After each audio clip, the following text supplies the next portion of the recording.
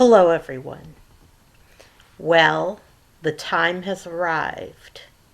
It's time for purification to come to an end.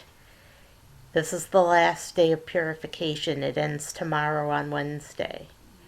And tomorrow is a holiday. Yay, holiday! We love holidays. It's breakfast. Breakfast is a holiday. That's on Wednesday. That's tomorrow.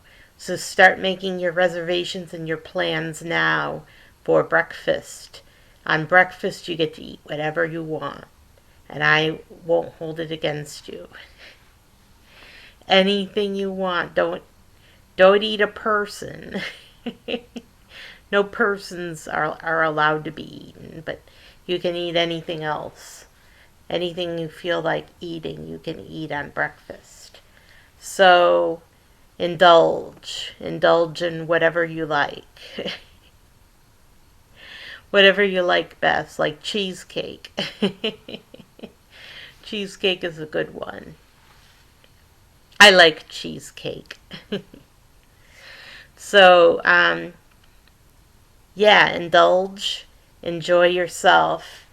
It's breakfast. And what is the purpose of breakfast? And what is the purpose of purification? Well, the whole purpose of purification is to make your body align with your mind and align with spirit, so that the three, body, mind, and spirit, are aligned. And that's what purification is for. When we do purification, we purify our minds and our bodies. And so next, we're going to have breakfast. So that's when you get to eat whatever you feel like and whatever you please. And that is the first day of the Festival of the Maiden. And so who is the maiden, and why do we have a festival celebrating her? Well, the maiden is the maiden goddess. And the maiden goddess is one of three aspects of goddess: maiden, mother, and crone. We worship the maiden goddess and celebrate her life and her vitality. She's the young one. She's a little girl pequeño, just starting out. And she's so sweet.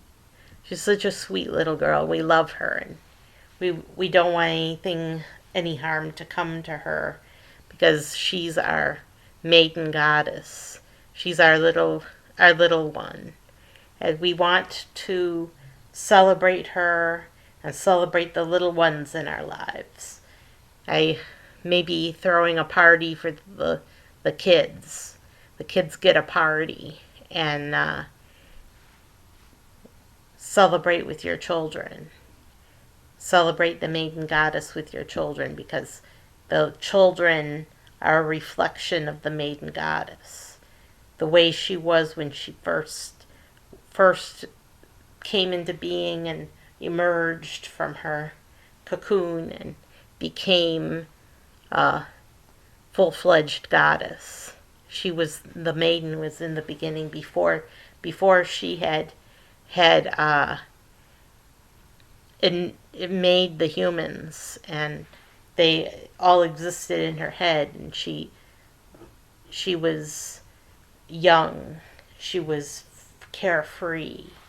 And we want to be young and carefree like the maiden goddess, and we want to celebrate this maiden goddess. So what we do is we do purification, and then as a continuation of purification, we do ritual bathing. And ritual bathing is nice. I like that you can light candles or not. You don't have to light candles. It's not necessary, but you can have like a special bubble bath. And it's very relaxing and calming and serene. Create a serene environment. Maybe play some music in your bathtub and take a nice long dip. And so that's one aspect, is the ritual bathing. And also And in the past, people used to take the waters because they were told that the spa was very healing. And some of them had like some not so nice uh, illnesses like tuberculosis, which they called consumption.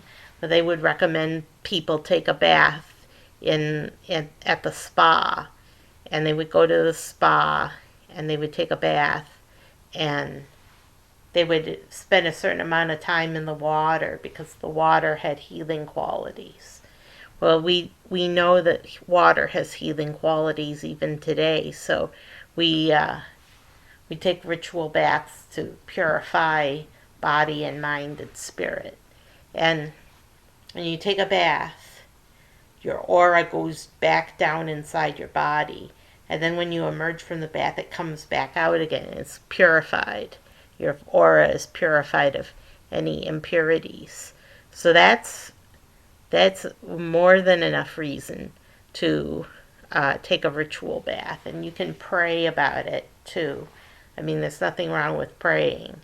So that helps to purify the mind and the spirit.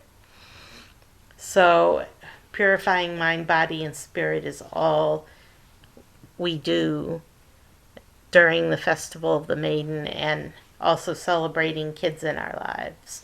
And pray to the Maiden Goddess and ask for her guidance. Now, I want to talk about something serious now. I hear voices in my head, and it's more like a memory, but sometimes they get louder and sometimes they get softer. But I hear this one particular voice all the time, and this voice is the voice of my father. And he was not a good man. He was a very abusive man. And this voice has nothing but bad things to say to me. It says horrible things, just terrible, terrible things. It says, "You big dummy, have a nice day." And it says, "Have a nice day." And if I'm thinking about something else, it says, "I simply thought so." I'm not going to tell you the rest because I don't want to give abusers ideas for things to say to their children.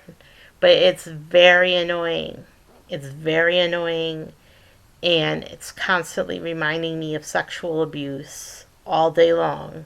All day long. It has nothing to do with my life. It just is reminding me of the sexual abuse I suffered from my father.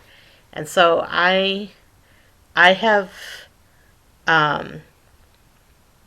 it would happen when I was very young. Okay, I was 3 years old when the abuse started, and I was 5 years old when it ended, and it ended by scaring him off. He ran for the hills because I told protective services, and they got the abuse to stop. There was an interim judge.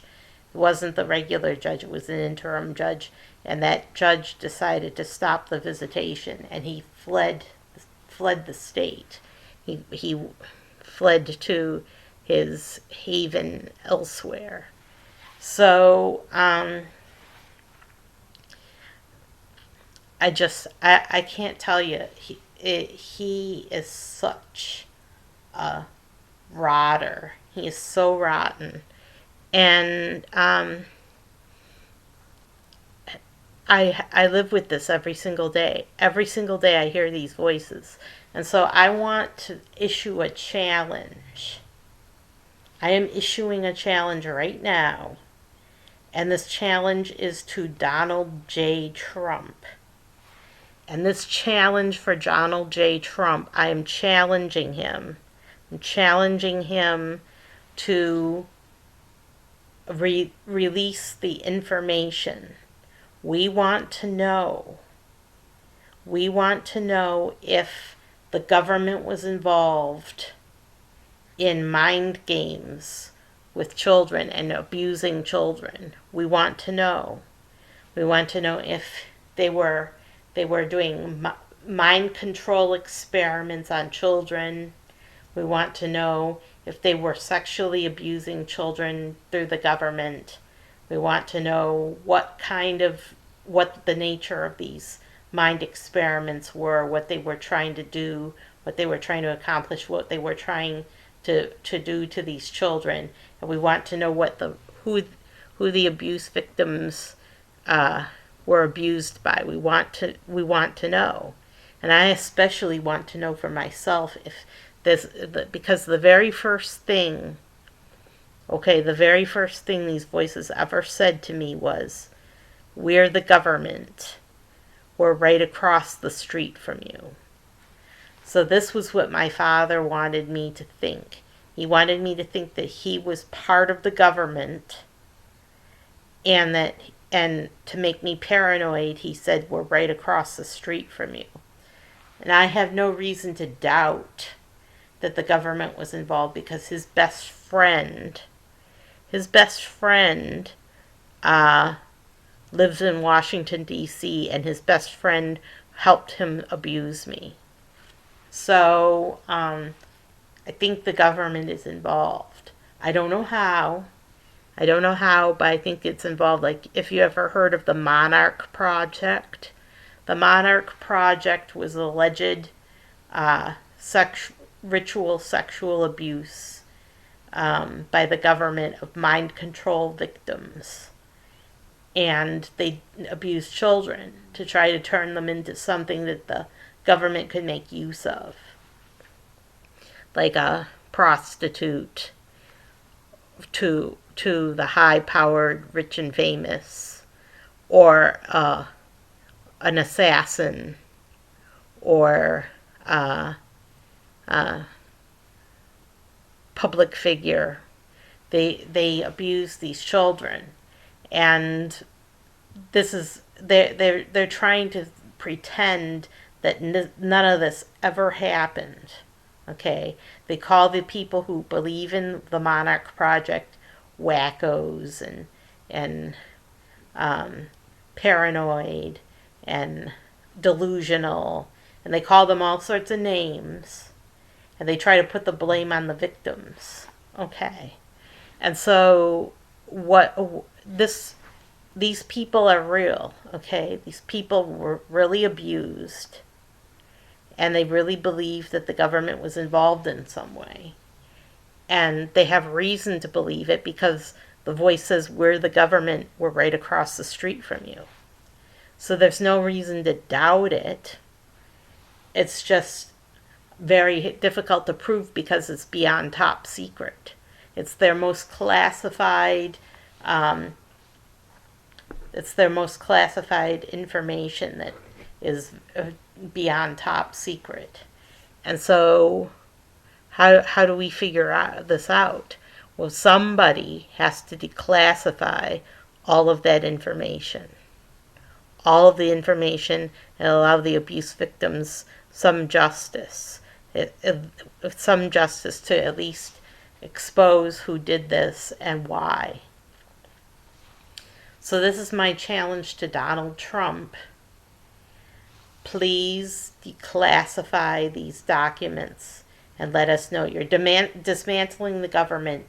You might as well come clean and reveal to us what is going on behind the scenes, what the government has done, what they're doing now. And in addition, we would like to know some other things. We would like to know, are there really aliens? If there's really aliens, we want to know. We want to know if there's aliens. We want to know if there's mind control victims out there. And we want to know who assassinated JFK. If you can tell us these things.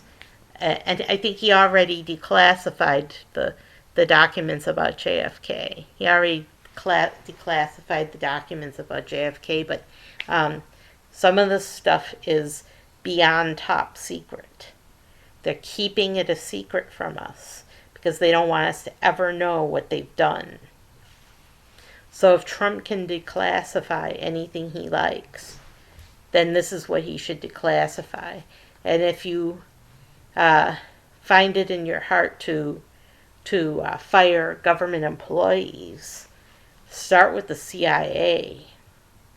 Start with the CIA. Start firing these people that have been abusing mind control victims, because they had nothing else better to do all day long.